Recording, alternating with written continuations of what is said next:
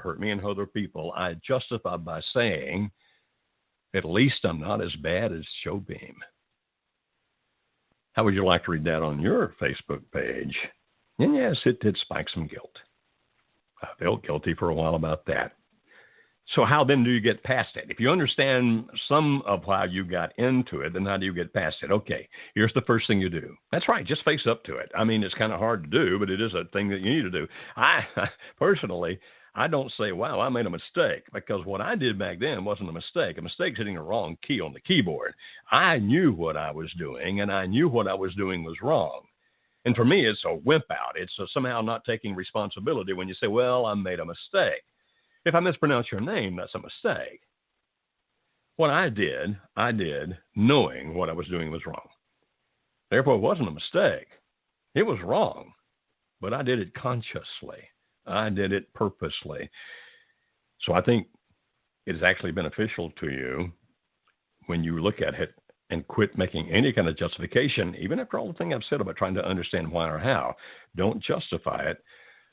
Stand up on your 2 feet and say, I did it. A friend of mine who was a minister had an affair with a woman in his church and was going to stand before the whole church and make a confession. And just before the service, he was calling me on the phone and said, here's what I'm going to say. I made a mistake, and I'm sorry. And I said, well, sorry is good, but here's what I would do if it were I wouldn't get up and say it's a mistake. I get up and say, I knew what I did, and I know it was wrong. I would go ahead and say, I'm sorry. And then I'd say, and if you can somehow find it in your heart to forgive me, I ask you to, knowing that some of you won't. But you just get up and face it, get it over with, do it. Then some people are going to come up to you and be nice and kind and forgive you, and some people are going to treat you like trash. But understand that you still stand up and you do the right thing. You admit what you have done. You confess it to the people that you need to confess it to. And to him, that was that church. Another minister friend of mine, and by the way, I'm not trying to make all ministers sound out to be bad here, but another minister of mine did something similar to that. And afterwards, he called me back and he told me some of the negative reactions he was getting, and how badly people were treating him. And I reminded him of that story that Jesus told in the Gospel of Luke, where when a guy repented, the angels in heaven rejoiced and had a party. And every 2 or 3 weeks, he'd call me and say, tell me about that party again. And I would. Understand that you're not going to find peace within and getting past it by thinking everybody now loves you. They won't. There are some people who will hold it against you as long as you live. But if you let that be the overwhelming thing, then you're missing the good point, which is that people who genuinely care, people who have good hearts, are going to forgive you and are going to love you in spite of what you did, and aren't going to spend time bringing it back up again and again and again to the future. I have many friends who would never say anything about those days to me, only my enemies. I used to concentrate on my enemies and think, man, these people hate me. And I would worry about it and feel terrible about it until finally somebody said, why don't you quit thinking about them and think about the people that love you anyway? I think that's pretty good advice. So admit that you did it. Allow yourself to feel pain for what you did. What I mean by that is if you want to just sit down and cry, then let that happen, even if you're a guy. If you want to mourn, do. You can go through a grief process because you did lose something important to you. You lost what you were. So go through the grief process, which involves shock and denial and anger and bargaining and all those kinds of things. But where you're headed through all of that is finally come to the fact that you accept that it happened and you accept that you cannot undo it. Accept that you're imperfect and that as much as you would like to get that time machine and go back, it doesn't exist. It's not going to happen. And you need to accept that it's over, it's done. As I just said, some people won't accept that. But if you want to find forgiveness within you, if you want to forgive you, then you have to accept that. I can't undo it. I just can't. And if somebody tries to put that back on you, I actually had a guy several years ago walk up and say, out of the clear blue, I mean, Alice and I have been back together for many years. He walked up and said, do you know how many people you hurt by what you did? To which I replied, no, I really don't. I guess you feel like you need to remind me of that. I'm very sorry it happened, but I've long since made my life right. I've long since been forgiven by God, forgiven by my wife and my children. And if you choose not to forgive me, that's your burden, not mine. And if you want to walk around thinking about all the harm I did, feel free, but I refuse to. I'm not going to live in the past. I'll learn from the past, but I will refuse to live in the past. I'm going to live in the present and look forward to a great future. Now, is it easy to get there? No, I don't think it is. But can you get there? Absolutely, you can. And so sometimes you'll run into these kinds of things. Let me talk about some of the lies that you might even feel, okay? Like you might be thinking, but I don't deserve to be forgiven. If you're a Christian, you might be thinking, I don't deserve God forgiving me. And the answer to that is, you're right, you don't. You really don't. I don't deserve my wife forgiving me. No, you don't. I don't deserve my children forgiving me. No, my husband. No, you're right. And you say, wait a minute. Well, wait. I thought you were trying to help us. You see, once you accept the good news is that you don't have to deserve it, then things get better. Because if you start thinking, I've got to be good enough to deserve being forgiven, that's not going to happen.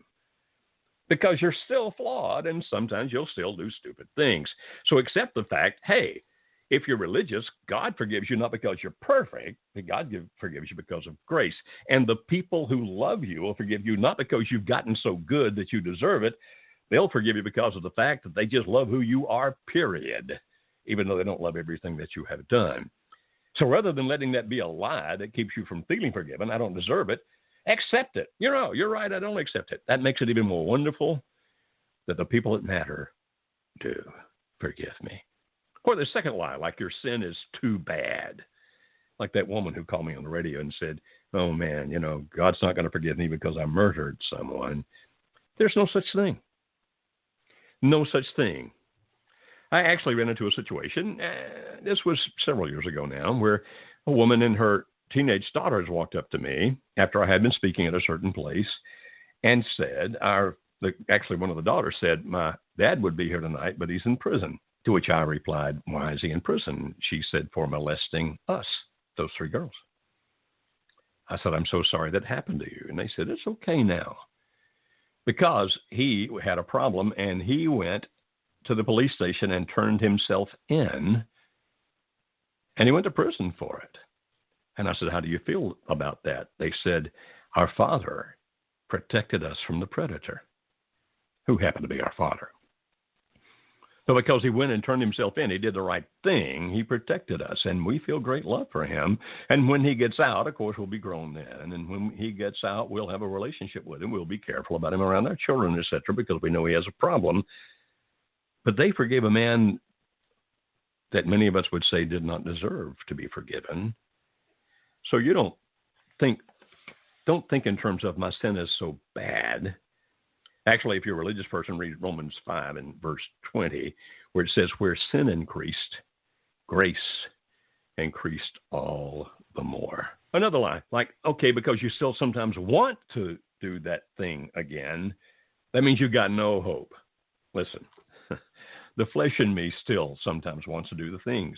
Really. There's a part of me that sometimes life is so stressful, I think, I can be drunk in an hour. I've done that before. I know how to do that.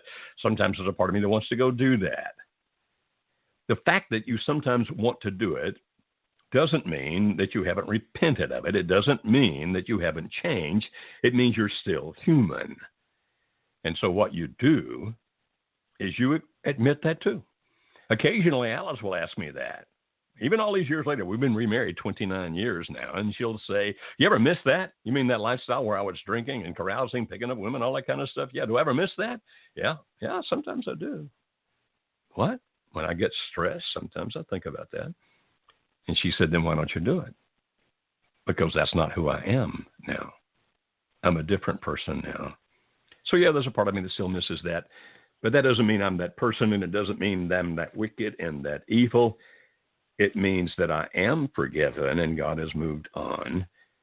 And, of course, the other lie I've already alluded to, which people sometimes think, well, I'm not forgiven because there are some people that don't forgive me or haven't forgiven me. Trust me, some people never will. But heaven throws a party when a prodigal returns, and the people that matter, almost all of them will. So that Alice's family, who were really angry with me, they've all forgiven me. Most of the people that were my friends before, not all, there's some who still have nothing to do with me whatsoever, and that's okay. It's their choice. But the fact that they don't forgive me doesn't mean I'm not forgiven. And then there's another thing here, which means is that finally you have to accept it. You say, what do you mean? Well, basically, I'm going to wind up and start taking some calls. There's 3 things you need to forgive. 3? Mm-hmm. The first is, you probably, in all likelihood, need to forgive God. Whoa, wait a minute. God didn't do anything wrong. I'm agreeing. God's not guilty. But the anger I feel toward God because he let me get into this situation, or the anger I might feel toward God because of what did happen to me in my childhood that God allowed. He didn't change that somehow.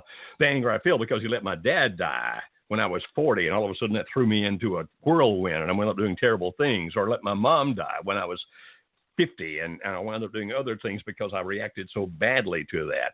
And so we are not always happy with what God does. Now, he doesn't need our forgiveness, but we need to forgive him for our own peace of mind. Like, God, I accept the fact that you are God. I accept the fact that you do what you believe is best. I accept the fact that you let us make our own decisions, even when sometimes I wish you wouldn't.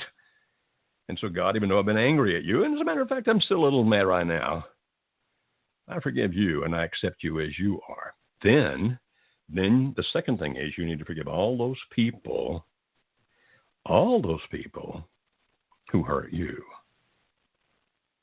It doesn't mean they all have to ask you for forgiveness, because some won't. As a matter of fact, if you go try to see them all, some of them would tell you, I'm really sorry, please forgive me. You'll feel good about that. Some of them will say, go jump in the lake, and you'll feel bad about that. So why don't you just let it all go and accept the fact that they did what they did and forgive them and let it go?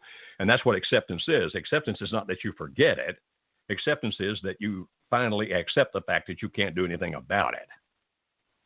That's when you can move on. And then forgive you, which is to accept the same thing. Okay, I did it. I accept the fact that I did it. I'm not happy that I did, but I did. And I'm going to accept God's forgiveness. I'm going to accept the forgiveness of the people who do forgive me. I'm not going to question it. Because really, if you think about it, people who haven't forgiven themselves, let's say, for example, you're a religious person. Let's say you're a Christian, and you've given your faith to God, and the Bible says that God's grace is greater than your sin, and that, arise and sin no more. All those kind of passages that, the old is done away with, the new has come. And if you still feel guilty, it really means you don't believe God. Think about that. As a matter of fact, sometimes people just keep praying over and over and over that God forgives them of something that God's long since forgiven them from. I'm surprised that God sometimes doesn't just say, hey, I've already let this go. Why don't you? Accept the fact that God forgives, even though you don't deserve it, even though you're really messed up, even though you did it on purpose. It's over, it's done. Accept the fact that that's happened. Accept the fact that God's forgiven you. When other people forgive you, accept that too. If it's your wife, if it's your children, if it's your husband, your mom, your dad, your brother, your sister, your best friend. And don't get hung up on the people that don't. And then you look at you in the mirror and go, I accept that I did it.